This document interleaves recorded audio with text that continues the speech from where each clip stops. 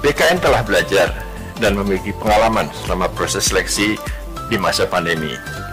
Untuk itu, pengalaman ini tentu menjadi sumber pengetahuan yang berharga bagi kami untuk melakukan penyempurnaan pada seleksi calon ASN di tahun-tahun mendatang. Untuk tahun 2021 ini, kami sudah mulai mempersiapkan diri untuk melaksanakan ujian PPPK bagi 1 juta orang guru. Ini akan kami lakukan bersama dengan Kementerian PAN-RB dan Kementerian Pendidikan dan Kebudayaan. Mudah-mudahan dengan pengadaan PPPK 1 juta guru ini, kebutuhan guru di sekolah-sekolah akan dapat terpenuhi dengan segera. Untuk PPK, pada tahun 2019 telah berhasil terjaring 51.293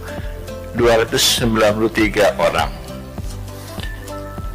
Namun demikian, jumlah yang telah ditetapkan perteknya baru sedikit. Usulan masuknya untuk entry-nya baru 27.411.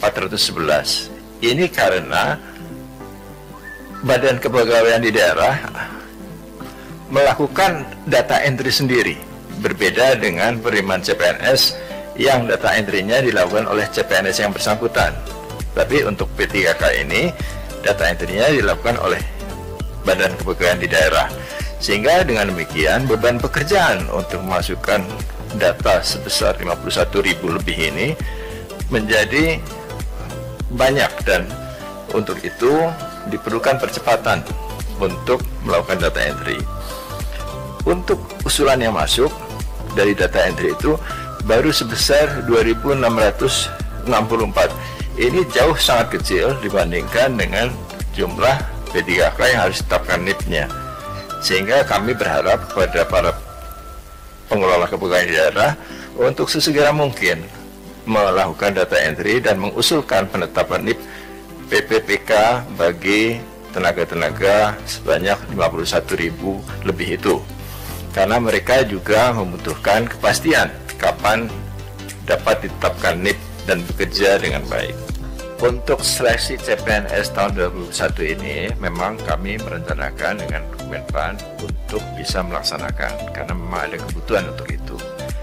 Namun demikian, ada beberapa tahapan yang harus dilakukan terlebih dahulu sebelum formasi CPNS itu dapat ditetapkan.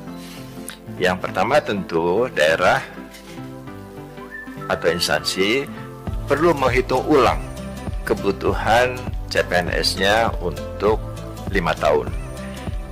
Setelah mereka mengetahui kebutuhan untuk 5 tahun itu, mereka membaginya dalam periode tahunan. Jadi tidak sekedar hanya membagi 5, tapi berapa tahun pertama, berapa tahun kedua, sampai tahun kelima.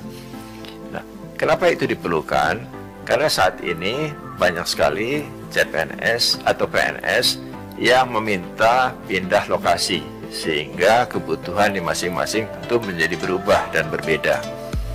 Nah, hanya jika teman-teman instansi telah menyampaikan formasi itu kepada Kemenpan RB, kami baru bisa menetapkan formasinya, berapa jumlahnya. Dan itu diperkirakan formasi itu Mei sudah dapat ditetapkan. Kenapa begitu? Karena untuk pelaksanaan tesnya diperlukan waktu paling lambat bulan Juni sudah harus dimulai, agar bulan Desember sudah bisa diselesaikan seluruh prosesi seleksi CPNS-nya. SKD tetap akan dilakukan bersama juga dengan SKB. Soal-soal juga akan dibuat dan ditambah oleh Kementerian Pendidikan dan Kebudayaan untuk memperbanyak jumlah soal yang bisa disampaikan. Nah, untuk seleksi ini tentu kami sudah belajar dari kemarin bahwa dalam pelaksanaan seleksi PNS dalam situasi pandemi ini, kami telah menetapkan protokol kesehatan yang ketat. Dan dari keseluruhan proses di semua daerah, tidak ada satupun yang tertular atau menjadi klaster baru COVID-19. Walaupun dalam pelaksanaannya kami masih memperbolehkan peserta yang suhu badannya tinggi, reaktif atau positif untuk tetap mengikuti seleksi CPNS.